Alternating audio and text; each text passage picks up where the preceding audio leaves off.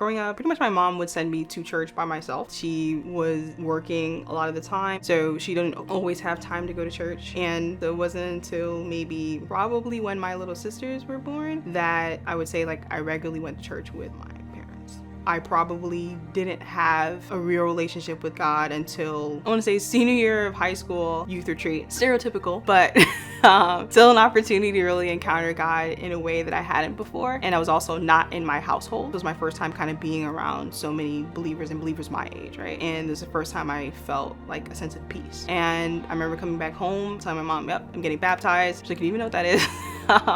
And I was just very adamant, this is what I wanted to do. And that kind of started my journey. The thing that kind of anchors my entire journey with God is him constantly peeling back. And there's a scripture that I think of, Ezekiel 36 and 26. And it says, behold, I'll give you a new heart. I'll put a new spirit within you. I'll remove from you the heart of stone and give you a heart of flesh. And I remember one day just reading that, and that really like just became real to me. Like he constantly chips away the things that hardened my heart over the years. A couple weeks ago, Pastor Josh mentioned about forgiving your parents and that being the start of not living an offended life. And that's probably been one of the hardest things to have to do. Like I literally have memories of being beaten with a hammer, or like to have to forgive that or extend love is a really hard thing to do. I know that like God has definitely been in the midst of that for me to still have relationship and extend love in ways that I didn't think was possible. How did I surrender that to God? I think that's still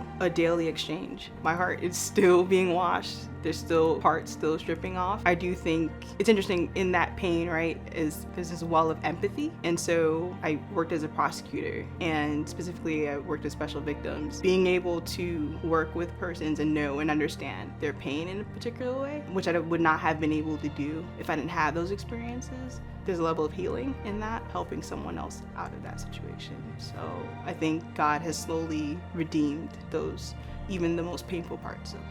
One of the reasons why I joined production team is because of how much of a team and a unit, just even doing build-ups and build-outs with them, like, oh my God, they like each other. I want to be on that team.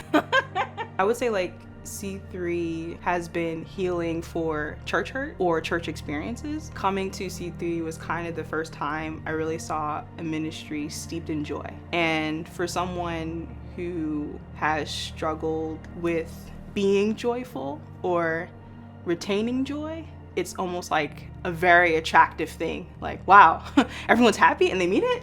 I want what they have. So I think that was probably the first thing that I noticed coming to C3 and what made me want to stay. Keep doing what you're doing.